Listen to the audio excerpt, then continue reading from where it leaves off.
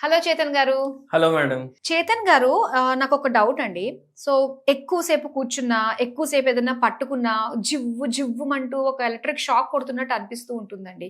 దీనికి రీజన్ ఏంటంటారు? అంటే నరాల బలహీనతకి దీనికి ఏమన్నా సంబంధం ఉంటుందంటారా? నరాల బలహీనత చాలా మంది నాకుందని అనుకుంటారు కదా. హ్మ్. వీడియో చూసేటోళ్ళు ప్రతి ఒక్కరు ఎవరికి అయితే హ్మ్. అరికాల మంటలు, హ్మ్. పిక్కల్లో నొప్పులు, హ్మ్. తొడ నొప్పులు, తొడ లోపల భాగంలో తిమ్మిర్లు, హ్మ్. హ్మ్. నడుము నొప్పి, మెడ నొప్పి, అరిచేతల్లో మంటలు, ఓహ్! చేతులు లాగినట్టు ఉండడం, మళ్ళా కొందరికి ఇట్లా నరాలు కనిపిస్తాయి అనేసి అంటారు కదా, కాళ్ళ మీద మొత్తం వెరికోజ్ వెయిన్స్ అంటారు వాటిని. వెరికోస్ వెయిన్స్ అంటారు. ఆ! అయితే ఏందంటే ఈ లక్షణాలు ఏవైతే నేను చెప్పినా కదా, హ్మ్. ఇవందరూ ఏమనుకుంటారు, ఇవి నరాల బలహీనతకి సంబంధించిన లక్షణాలు. హ్మ్. నరాలు ఎఫెక్ట్ అయితే ఈ లక్షణాలు వస్తాయి అనేసి. ఓకే. యాక్చువల్‌గా చూసుకోవాలంటే నరాల బలహీనత అనేసి రోగం లేదు. హ్మ్. నరాల బలహీనత అనేది ఒక లక్షణం అని చెప్తా నేను. ఎందుకు? షుగర్ వ్యాధి అయింది. హ్మ్. డయాబెటిక్ న్యూరోపతి అయింది. హ్మ్. దాంట్లో మనకు అరికాలు మంటలు, తిమ్మిర్లు ఓకే. కనిపిస్తాయి. అవును. కాళ్ళు లాగడం కనిపిస్తది. హ్మ్. ఇప్పుడు వెరికోస్ వెయిన్స్ అయినాయి. మీరు హ్మ్. చెప్పిండ్రు కదా, వెరికోస్ వెయిన్స్. ఇవి మన కాళ్ళ మీద బ్లూ బ్లూ లైన్‌లు లాగా కనిపిస్తాయి. హ్మ్. అందరూ ఏమనుకుంటారు? అరే! నా నరాలు ఉబ్బిపోయినాయి. హ్మ్. అవి నరాలు ఉబ్బరం తోటి కాదు. అసలుకి అవి నరాలే కాదు. మరి అవి రక్తనాళాలు. ఓకే. అయితే ఇక్కడ గూడా మనకు ఆ లక్షణాలు కనిపిస్తున్నాయి. హ్మ్. అయితే అది మోర్ ఆఫ్ లక్షణం లాంటిది.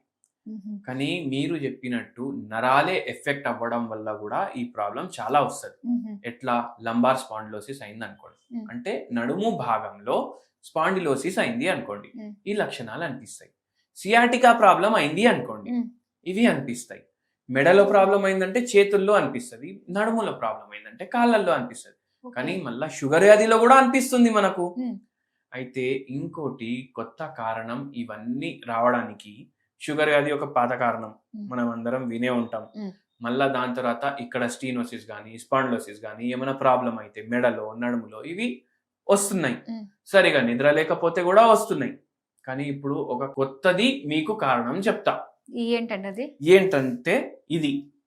ఇది క్రెడిట్ ఏంది కార్డ్. మీరు చెప్పండి? Credit card. క్రెడిట్ కార్డ్ అని హ్మ్. మీరు చెప్తున్నారు. నేను చెప్తున్నా క్రెడిట్ కార్డ్ వల్ల గూడా నరాల బలహీనత వస్తది. అంటే దాన్ని స్వైప్ చేసి చేయడం వల్ల ఎక్కువగా వస్తుందంటారా ఏంటి? ఒక 50% జనాల దగ్గర క్రెడిట్ కార్డ్ ఉంటది. 50% జనాల దగ్గర క్రెడిట్ కార్డ్ ఉండదు. ఓకే. ఆ! క్రెడిట్ కార్డ్ లేనోనికి గూడా ఒక క్రెడిట్ కార్డ్ వల్ల వస్తుంది ప్రాబ్లమ్. ఎట్లా అంటే, ఎలా? ఆ! ఎట్లా అంటే ఇది దేనితోటి తయారు చేస్తారు? ప్లాస్టిక్. ప్లాస్టిక్ తోటి హ్మ్. తయారు చేస్తారు. మీకు చెప్తే మీరు అమ్మా! ఇట్లా గూడా ఉందా అనేసి అనిపిస్తది. ఏందంటే ఆ! ఒక క్రెడిట్ కార్డ్‌లో ఎంత అయితే ప్లాస్టిక్ ఉంటది గదా, హ్మ్. అంత ప్లాస్టిక్ ప్రతి మనిషి బాడీలో ఉంది. ప్లాస్టిక్ మనిషి బాడీలో. ఆ! ఎట్లా ఎలా? అంటే దాన్ని మైక్రో ప్లాస్టిక్ అంటారు. ఓకే. 5 కన్నా చిన్నగుందనుకోండి ప్లాస్టిక్, హ్మ్. దాన్ని మైక్రో ప్లాస్టిక్ అంటారు. హ్మ్.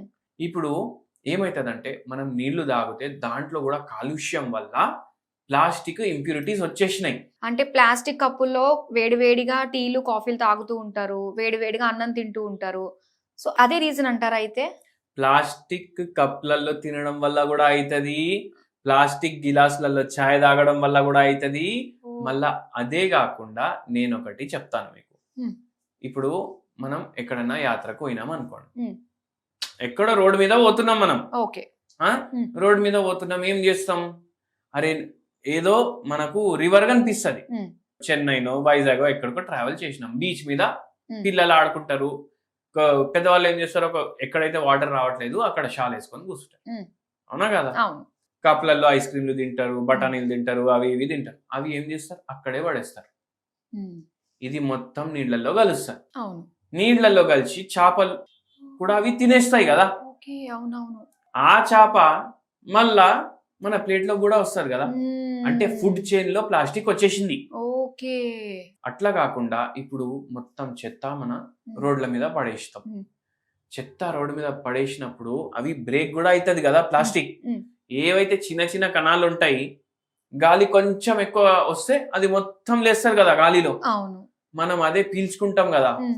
అట్లా గూడా మన బాడీలో పోతుంది. అలా అక్యుములేట్ అయ్యి మనకి క్రెడిట్ కార్డ్ అంతా ప్లాస్టిక్ ప్లాస్టిక్ ఒక్కొక్క బాడీలో వస్తుంది. బాడీలో జమ అయింది. ఓకే. సరే, ఇప్పుడు అందరికి ఏం డౌట్ అవుతుంది, మళ్ళా క్రెడిట్ కార్డ్‌కి, ప్లాస్టిక్‌కి, నరాల బలహీనతకి ఏం సంబంధం అనేసి అంటారు. ఆ! ఏంది అంటే ఇప్పుడు ఎప్పుడైతే ఇది మన బాడీలో పోతుంది ప్లాస్టిక్, మ్మ్. BPA బ్లెస్ఫెనాల్ A అనేసి ఒక కెమికల్ ఉంటది. మనకి యుటెన్సిల్స్ మీద BPA ఫ్రీ అని చెప్పేసి రాస్తూ BPA ఫ్రీ ఉంటారు. అని ఉంటది కదా, ఆ. కానీ ప్లాస్టిక్ అయితే ఉంది కదా దాంట్లో. అవును. BPA ఒక కెమికల్, ఓహో, ఇంకా ఎన్నో కెమికల్స్ ఉంటాయి. ప్లాస్టిక్ ఏ మొత్తం ఒక కెమికల్. అది ఓకే. ఏమైతుంది, ఇది ప్లాస్టిక్ ఏదైతే ఉంది అది మన బాడీలో ఇట్లా చేపలు అవిట్లో కలిసి పోతుంది, గాలిలోకి వెళ్ళి పోతుంది మ్మ్. అని ఉంటది. కానీ ఈ ఏమైతే ఇది మన పేగుల ద్వారా మన రక్తంలో బ్రేక్ డౌన్ అయ్యి వెళ్తది. మ్మ్. ఇట్లా వెళ్ళి రక్తం మొత్తం బాడీ చుట్టూ తిరుగుతూనే ఉంటది కదా, అవును, బ్రెయిన్ కి కూడా పోతుంది కదా. అవును, బ్లడ్ బ్రెయిన్ బ్యారియర్ అనేసి ఒకటి ఉంటది. ఓకే. అంటే ఇప్పుడు చాయ్ మనం ఫిల్టర్ చేస్తాం కదా, అవును. అది చన్ని పెడతాం కదా, మ్మ్. ఆ చన్ని లాంటిది అనుకోండి. ఓ, ఆ చన్ని దాటి కూడా బ్రెయిన్ కి వెళ్ళిపోతుంది. వెళ్ళిపోతుంది. మళ్ళా బ్రెయిన్ కి పోతే నరాలకి కూడా ఏమైతుంది, ఇప్పుడు నరాలు కరెంట్ పాస్ చేస్తాయి అనేసి ఇన్ని వీడియోల్లో ఎక్స్ప్లెయిన్ చేసినాం. మ్మ్. నరాల పైన మైలిన్ షీత్ అనేసి షీత్ ఉంటది. మ్మ్. ఆ మైలిన్ షీత్ డ్యామేజ్ అవుతుంది. ఓకే. మళ్ళా దాని తర్వాత ఈ ప్లాస్టికే అక్కడ వచ్చేస్తుంది, మ్మ్. ఒక లేయర్ లాగా. ఇన్ని వైర్లు ఉంటాయి, మ్మ్. దాని మీద ప్లాస్టిక్ ఇన్సులేటెడ్ ఉంటది కదా. అవును. అంటే మనం ఇట్లా టచ్ చేస్తే మనకు Shock కరెంట్ కొట్టకుండా. షాక్ రావద్దు అనేసి ఆ ప్లాస్టిక్ ఉంది దానికి. మ్మ్. అంటే ఏంది, ఎలక్ట్రికల్ కరెంట్ ప్లాస్టిక్ ఉంటే పాస్ కాదు. మ్మ్. పాస్ కాదు కదా అవును. Electrical current. మ్మ్. ఇప్పుడు మన వైర్లు ఏదైతే మన బాడీలో ఉన్నాయి నరాలు, దాని పైననే ప్లాస్టిక్ ఉంది. వచ్చేసింది. అవును. ఇంకా కరెంట్ పాస్ అవుతుందా సరిగా? పాస్ కాదు. పాస్ అవ్వలేనప్పుడు ఇప్పుడు ఏమంటారు పేషెంట్లు, సార్ నాకు లేవ్వనీకి వస్తలేదు, మ్మ్.